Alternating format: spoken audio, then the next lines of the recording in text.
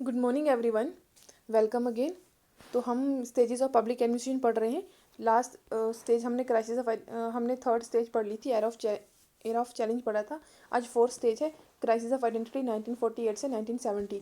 इसमें क्या हुआ कि जब रिजेक्ट कर दिया पॉलिटिक्स एडमिनिस्ट्रेशन डायकॉटमी को, तो जो उनके स्कॉलर्स थे पब्लिक एडमिनिस्ट्रेशन वाले, उन्होंने टू वेज में रिएक्ट किया। तो इसमें क्या रिएक्ट किया उन्होंने, फर्स्ट जो थे कुछ चले गए कहाँ पर, पॉलिटिकल साइंस जो कि उनके मदर साइंस जो था पब्लिक एडमिनिस्ट्रेशन का, उधर चले गए।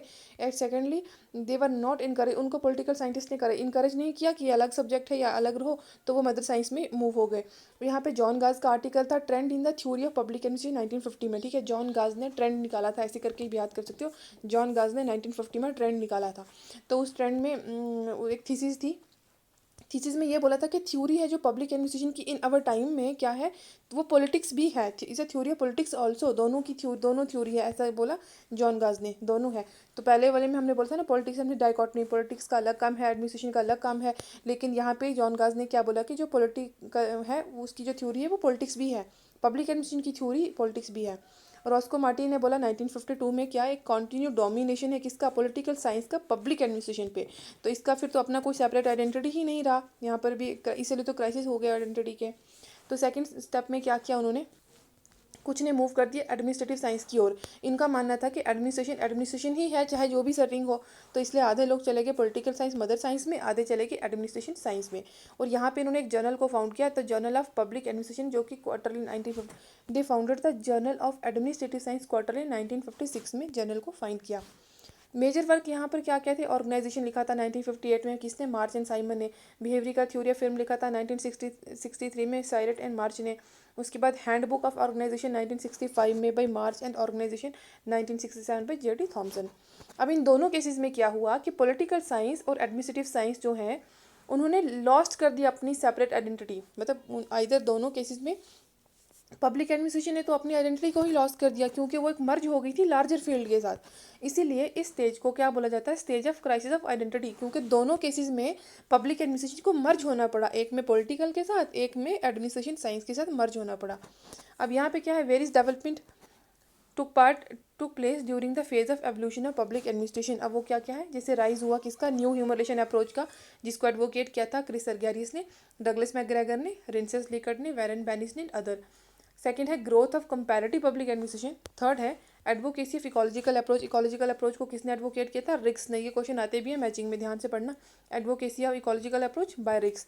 उसके बाद आता है कंसेप्चुलाइजेशन ऑफ डेवलपमेंटल अप्रोच, किसने दिया था, Edward Weidner, Riggs and other. Crystallization of concept of administrative development, किसने दिया था, ये भी रिक्स ने। एमरजेंस हुआ न्यू पब्लिक एडमिनिस्ट्रेशन का। एडवोकेसी हुई पब्लिक चॉइस अप्रोच की, किसने एडवोकेट किया, विंसेंट ऑस्ट्रोम ने। और राइज हुआ किसका, critical perspective in public administration. अब हमारे पास स्टेज आती है फिफ्थ। फोर्थ वाली में हमने बस ये पढ़ा कि सेपरेट, वो जो अपनी सेपरेट आइडेंटिटी थी as a public administration subject, वो लॉस्ट हो गई थी। कुछ को मर्ज होना पड़ा पॉलिटिकल साइंस के साथ, कुछ को मर्ज होना पड़ा एडमिनिस्ट्रेटिव साइंस के साथ, बस इतना ही है। इसलिए इसको क्राइसिस ऑफ आइडेंटिटी बोला जाता है, क्योंकि इसमें खुद की कोई पहचान नहीं थी, इसको एक बड़े फील्ड के साथ मर्ज होना पड़ा। अब आता है हमारे पास पब्लिक पॉलिसी पर्सपेक्टिव। तो पब्लिक पॉलिसी पर यहाँ पे बात की गई 1971 में। यहाँ पे बोल रहे हैं कि जो मेन थीम थी final stage of public administration की, वो क्या थी, पब्लिक पॉलिसी एनालिसिस, कि क्या पॉलिसी बन रही है उसको एनालाइज किया जाए।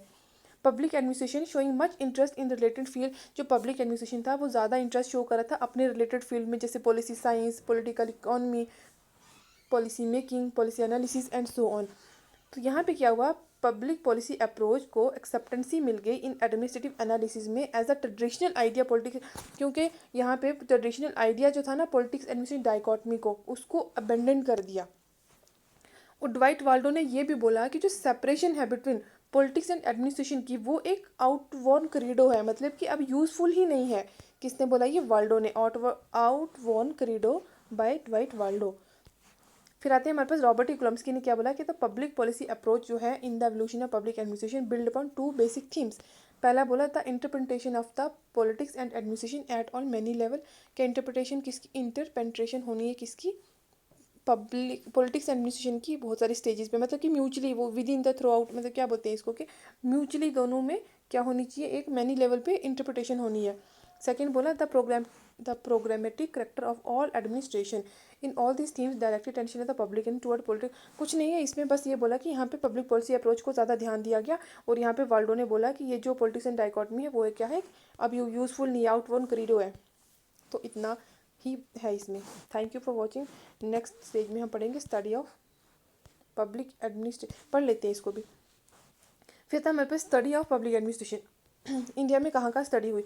Following point in the regard, ये वाला इंपॉर्टेंट है, इसको याद कर लेना। देखो 1930 में क्या हुआ, लखनऊ यूनिवर्सिटी जो है वो बिकम हुई first in the India to include a full compulsory paper on public administration in MA. देखो एमए पॉलिटिकल साइंस में सबसे पहले एक फुल फ्लेज कंपलसरी पेपर आया पब्लिक एडमिनिस्ट्रेशन का। और किसने लाया वो, 1930 में Lucknow university. 1930 Lucknow university MA paper, ऐसा करके लिख सकते हो शॉर्ट में। 1937 में क्या हुआ, Madras university become the first one in India जिसने एक डिप्लोमा कोर्स स्टार्ट किया पब्लिक एडमिनिस्ट्रेशन में। 1930 में एमए पॉलिटिकल साइंस में एक कंप्लीट पेपर दे दिया, एक फुल कंपलसरी पेपर तक दे दिया, किसने, लखनऊ यूनिवर्सिटी ने। 1937 में क्या हुआ, डिप्लोमा कोर्स को स्टार्ट किया, किसने, मद्रास यूनिवर्सिटी ने। उसके बाद थर्ड स्टेप में क्या हुआ, 1949 और 1950 नागपुर यूनिवर्सिटी जो है वो फर्स्ट इंडिया में बनी to establish a separate full fledge department बनाया जिसने, वो नागपुर यूनिवर्सिटी थी डिपार्टमेंट वाली, और public administration and local self government with in its public administration was invested in India for the first time with full academic legitimacy. तो first time Nagpur में जो 1949 से 1951 में एक सेपरेट डिपार्टमेंट बनने से एक इसको एकेडमिक लेजिटिमेसी मिल गई।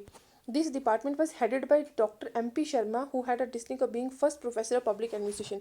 और हमारे पास जो M.P. शर्मा है वो फर्स्ट प्रोफेसर बने किसके, पब्लिक एडमिनिस्ट्रेशन के। 1954 में क्या हुआ, Indian institute of public administration IIP जो है वो स्टैब्लिश हुआ at New Delhi on the recommendation Appleby की रिपोर्ट आई थी 1953 में। 1953 में एप्पल बाई की रिपोर्ट पर IIPA बना 1954 में। ये 1953 में रिपोर्ट आई, इसको रिपोर्ट के बाद इसके बेसिस पे 1954 में क्या बन गया, IIPA। It is a nucleus of the administrative research. ये क्या है, एक एडमिनिस्ट्रेटिव रिसर्च का न्यूक्लियस है।